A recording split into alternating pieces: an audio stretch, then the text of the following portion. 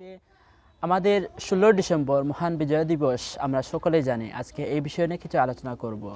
বর্তমান বাংলাদেশে পৃথিবীতে যে চলমান অবস্থা, যে 16 ডিসেম্বর আসলে কোনো দিবস আসলে যে অবস্থা হয়, গান বাজনা ইত্যাদি দিয়ে তাদেরকে, যারা আমাদের দেশের জন্য শহীদ হয়েছেন, নিজের প্রাণ দিয়ে শহীদ হয়েছেন, তারা শহীদ হয়েছেন, তাদের জন্য তাদেরকে তাদের মূর্তি বানিয়ে তাদের যে মাগফিরাতের জন্য 16 ডিসেম্বর উপলক্ষে যে গান বাজনা ইত্যাদি করা হয়, এগুলো কি আসলে ইসলামে জায়েজ?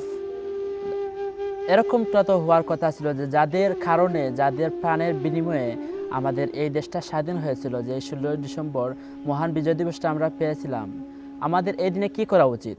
নিশ্চয়ই তাদের জন্য দোয়া, মাগফিরাত ইত্যাদি সদকা করা আমাদের উচিত। আমাদের মুসলিমদের এটি দায়িত্ব, ইমানি দায়িত্ব। কিন্তু আমরা দেখতে পাই যে দেশে বিভিন্ন মানুষ বিভিন্ন ধরনের ইত্যাদি বিনোদন দিয়ে আজকে 16 ডিসেম্বর মহান বিজয় দিবসটাকে পালন করছে।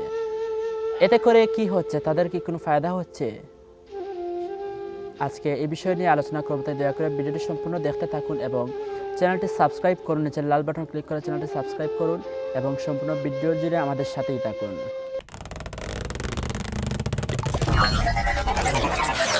বিসমিল্লাহির রহমানির রহিম। 16 ডিসেম্বর মহান বিজয় দিবস জাতীয় জীবনের সবচেয়ে আনন্দের দিন। দীর্ঘ 9 মাস রক্তক্ষয়ী যুদ্ধের পর পশ্চিম পাকিস্তানি হানাদার বাহিনীর কাছ থেকে এই দিনে আমরা মুক্তি ও বিজয় লাভ করি। পৃথিবীর মানচিত্রে স্বাধীন জাতি হিসেবে আত্মপ্রকাশের গৌরব অর্জন করি আমরা। এই বিজয়ে আমাদের প্রতি আল্লাহর বিরাট অনুগ্রহ, অস্ত্র, রণকৌশল কিংবা আত্মত্যাগের জুড়ে কখনো বিজয় অর্জিত হয় না। প্রয়োজন আল্লাহর সাহায্য ও নুসরাত। পৃথিবীর বহু দেশ, বহু জাতি দাসত্ব ও পরাধীনতার শেকল পড়ে আছে এবং তারা যুদ্ধ করে যাচ্ছে বছরের পর বছর, কিন্তু বিজয়ের মুখ দেখছে না, স্বাধীনতার সুখ তারা পাচ্ছে না। তাই আল্লাহর দরবারে এই অনুগ্রহের শুকরিয়া আদায় করা প্রত্যেক মুমিনের জন্য অপরিহার্য। যাদের আত্মত্যাগের বিনিময়ে এ বিজয় অর্জিত হয়েছে, তাদের জন্য দোয়া করা আমাদের দায়িত্ব। বিজয় উদযাপন এবং শহীদদের আত্মার শান্তি কামনায় ইসলামের সুনির্দিষ্ট রূপলেখা রয়েছে। রাসূলের প্রিয় মাতৃভূমি মক্কা বিজয় ছিল ইসলামের সবচেয়ে বড় বিজয়। সেই বিজয়ের সংবাদ দিয়ে আল্লাহ তাআলা সূরা নিসা নাসর বা বিজয় অবতীর্ণ করেন। এই ছোট সূরায় মহানবী সাল্লাল্লাহু আলাইহি সাল্লামকে বিজয়ের দিনের কয়েকটি নির্দেশনা দেওয়া হয়। আল্লাহ তাআলা বলেন, যখন আল্লাহর পক্ষ থেকে সাহায্য এবং বিজয় আসবে এবং আপনি মানুষকে দলে দলে ইসলামে প্রবেশ করতে দেখবেন, তখন আপনার পালনকর্তার পবিত্রতা বর্ণনা করেন এবং তার কাছে ক্ষমা প্রার্থনা করেন। তিনি নিশ্চয়ই ক্ষমাকারী। সূরা নাসরের মধ্যে এই আয়াতের অর্থগুলি রয়েছে। এখানে বিজয় উদযাপনের 3 কর্মসূচির কথা বলা হয়েছে। 1, আল্লাহর মহিমা ও পালন পবিত্রতা বর্ণনা করা। 2, আল্লাহর প্রশংসা ও কৃতজ্ঞতা প্রকাশ করা। 3 হচ্ছে যুদ্ধ অনাকাঙ্ক্ষিত ক্ষত ভুলত্রুটির জন্য আল্লাহর কাছে প্রার্থনা চাওয়া, আল্লাহর কাছে যে আল্লাহ আমাকে ক্ষমা করে দিন, এগুলো চাওয়া।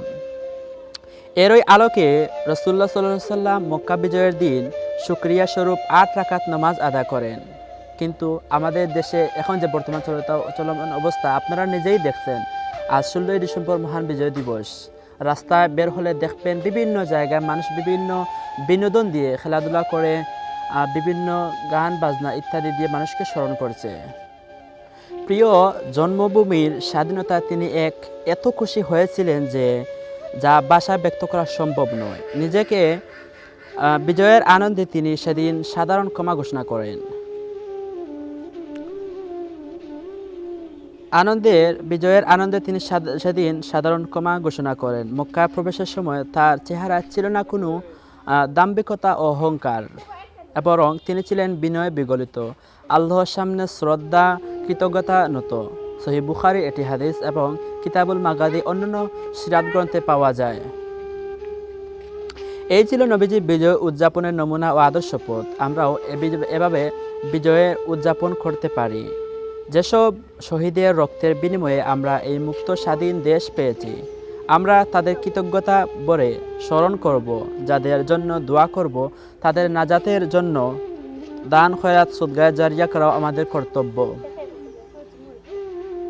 তাদের কবরে সোয়াব পৌঁছানোর নিয়তে তাদের নামে মসজিদ, মাদ্রাসা ও শিক্ষা প্রতিষ্ঠান স্থাপন করা, সড়ক, ব্রিজ ইত্যাদি জনহিতকর কাজ করা যায়। হাদিসে নবী সাল্লাল্লাহু আলাইহি ওয়াসাল্লাম ইরশাদ করেন, ব্যক্তির মৃত্যুর পর 3টি আমল ছাড়া সব আমল বন্ধ হয়ে যায়। আমরা এই বিষয় সম্পর্কে অনেকেই জানি। এক হচ্ছে সদকায়ে জারিয়া। মানুষ মারা যাওয়ার আগে যদি কোনো সদকায়ে জারিয়া হিসেবে কোনো জায়গায় দান খয়রাত করে যায়, তাহলে সেটি সদকায়ে জারিয়া হিসেবে থেকে যায়। তার সওয়াবগুলো একেবারে কিয়ামত পর্যন্ত তার আমলনামায় লেখা হয়।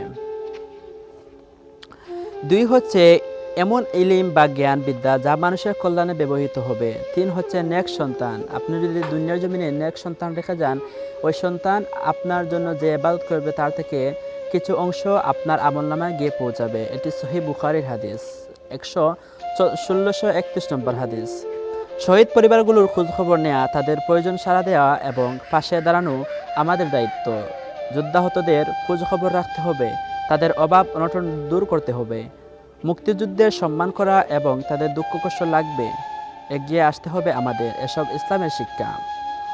অন্যায়, অবিচার ও শোষণ মুক্ত সমাজ বিনির্মাণের লক্ষ্যেই আমরা বিজয় অর্জন করেছি। তাই বিজয়ের দিনে আল্লাহর প্রতি শুকরিয়া জ্ঞাপনের পাশাপাশি এই ভূখণ্ডের সুরক্ষা, উন্নয়ন, অগ্রগতি এবং দেশের মানুষের কল্যাণের জন্য আমাদের কাজ করা শপথ নিতে হবে। প্রিয় দর্শক বন্ধুরা, আজকে এই ছিল আলোচনাটি। দয়া করে ভিডিওটি শেয়ার করবেন এবং মানুষের কাছে পৌঁছে দিবেন। ভিডিওটি ভালো লাগলে একটি লাইক দিবেন এবং কমেন্টে আপনার মতামত জানাবেন। পরবর্তী ভিডিও দেখতে আমাদের সাথেই থাকুন। আসসালামু আলাইকুম ওয়া রাহমাতুল্লাহি ওয়া বারাকাতুহু।